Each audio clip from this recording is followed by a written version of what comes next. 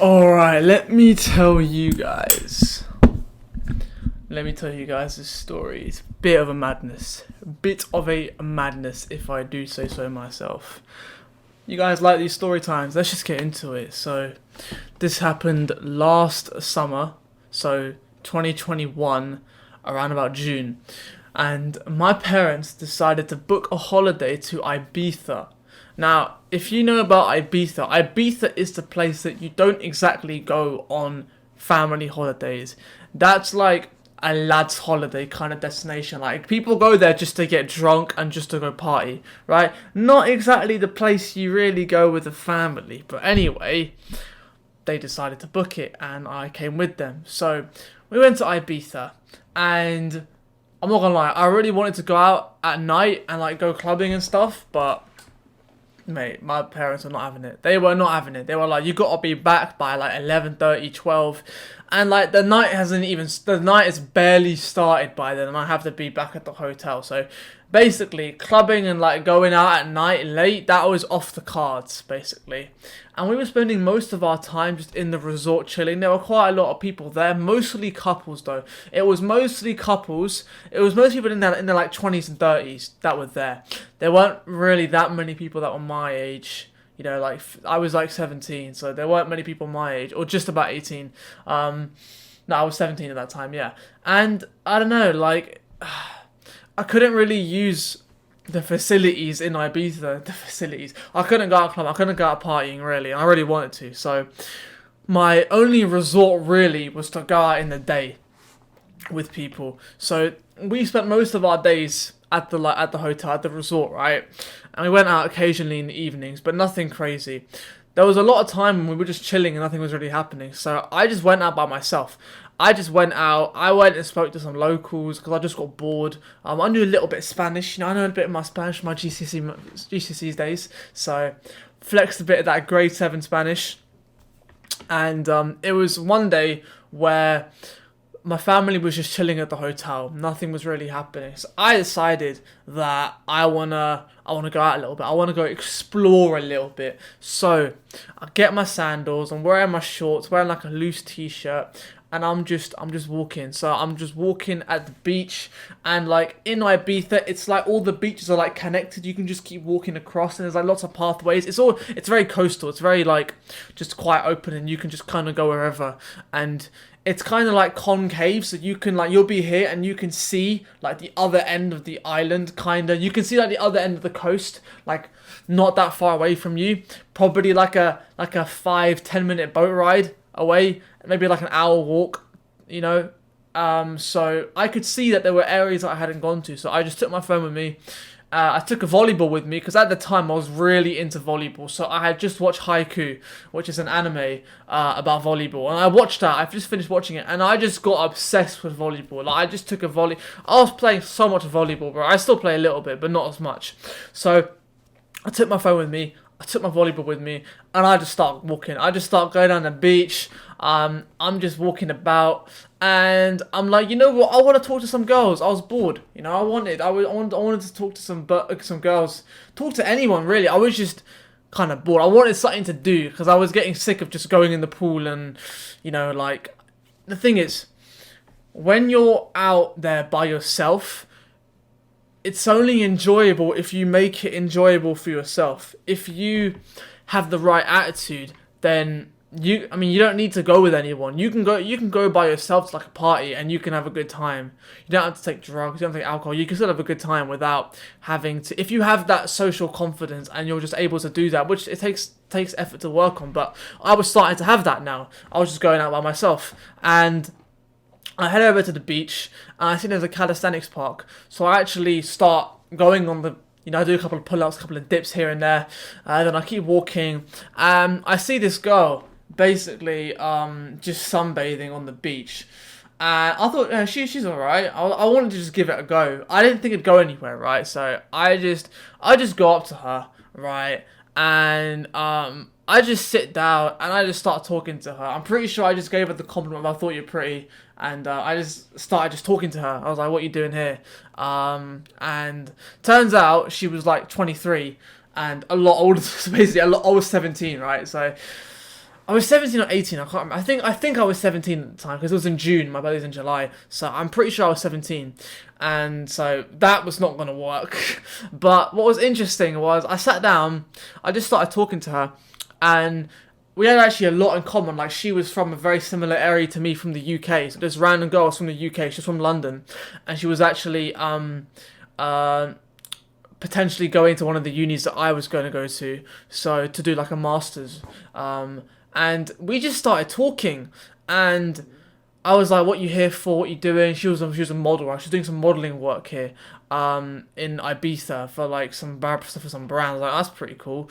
And then, bro, we get into some really deep conversations because I'm like, "Oh, you're a model, right? Is that like?" We had like a whole deep convo. We were like, I was like, so because you've got kind of this status now, do people like talk to you? Do people treat you differently? And she was like giving me her answer on, you know, how she found it. And it was a really good vibe, bro. We were just at the beach, you know, nice and hot, you know, just chilling, you know, on the sand.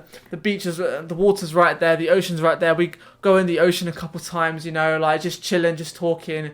It was really fun. I really enjoyed it. I taught her how to play volleyball as well. So I was like, I'm looking for people to play volleyball with. I had my volleyball with me right there.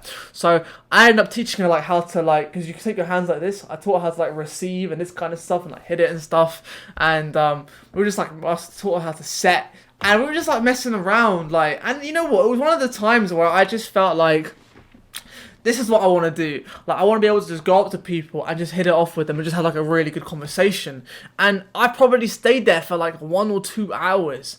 And the whole time, right, I knew she was like a model. I knew she was here like on holiday or whatever, doing a bit of modeling. But I didn't know if she was like big, right? I didn't think she just seemed like a very nice, genuine person. And then after like an hour or two, I'm like, "Are you on social media?" She was like, "Yeah, I'm on Instagram and stuff." And bro, like, this girl was like a full-on like, bro, she was on like the cover of ASOS. Sorry, the cover, was it like Topshop? I think it was something like that. Like, here's her Instagram, right?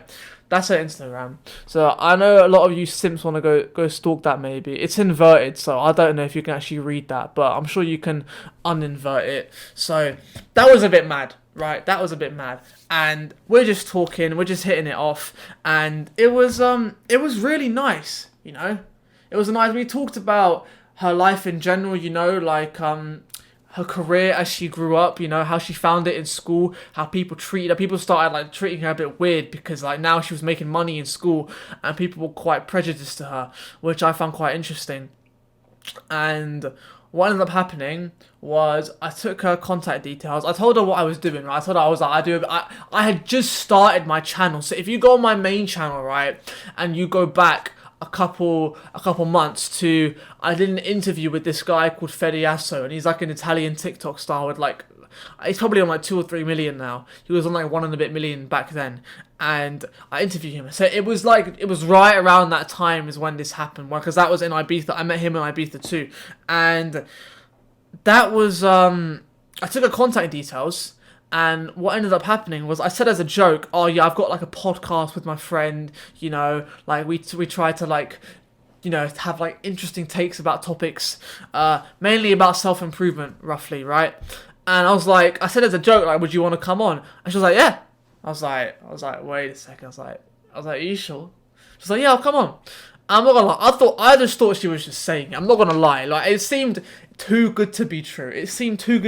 I did not think that she'd actually come on. And then, bro, I made her install Discord. I made this supermodel install Discord, yeah, to do the podcast. And she came on the podcast. You know, we set her up on Audacity, and we just talked about, I'm pretty sure the title of it was social perception or something along the. I'll leave the link because I still have the podcast still up. I do need to revive it with my friend Joe. We do need to revive that podcast. But like, the message of this story is that, bro, you never know what can happen unless you take the risk. Of course, I was a little bit nervous. You know, I was on the beach. There were other people around. I was like, "Oh, how is this gonna go?" You know, of course, I was a little bit nervous, but you just gotta take risks. So I just went up to her by myself. I just complimented her. I thought she looked pretty, and I was like, "What are you doing here on the beach?" I just sat down next to her, like on the sand, and just had a nice conversation. and it was bro, it was probably one of my best memories actually. It's probably one of like the proudest things that I've done because like you never know what can happen if you take the risk. You know what I'm saying? Like, you gotta take these opportunities because most people would have probably been like, oh, I could go speak to her, but I won't, and they just walk off. Can you imagine, bro, if I never did that? Imagine I would never have, bro. By doing these kinds of things, you have things to talk about. People ask you about story, bro. You can actually talk about stuff that you've done because you're actually an interesting person. You've actually done things that most people probably would not do. That makes you stand out. And I'm so grateful that I'm taking risks like that more often because you never know what can come out of that. I got her to come on my podcast. That was the first ever guest on our podcast, me and Joe, the Vibing and Striving podcast. That was my first ever guest on it. How did it come about? Not through messaging people on Instagram, not through, sending emails, from a face-to-face interaction. That's how it happened. It was crazy. That's my message to you guys. You have to take the risks because if you don't, then like your life's gonna be boring. What kind of legacy are you gonna have that you just shied away from all these opportunities where you had the chance to take it and improve? Because that I learned a lot from that. I honestly did. Like, it taught me that, bro. Because like the worst thing that could have happened is she said, "Oh, go away," and that's it, and then I would walk away and that'd be it. You know what I'm saying? Like, that would have been the worst case scenario. I'm pretty sure I told this story in more detail on the podcast when she was in. So if you want to go have a little look at that, I'll leave a link in the description.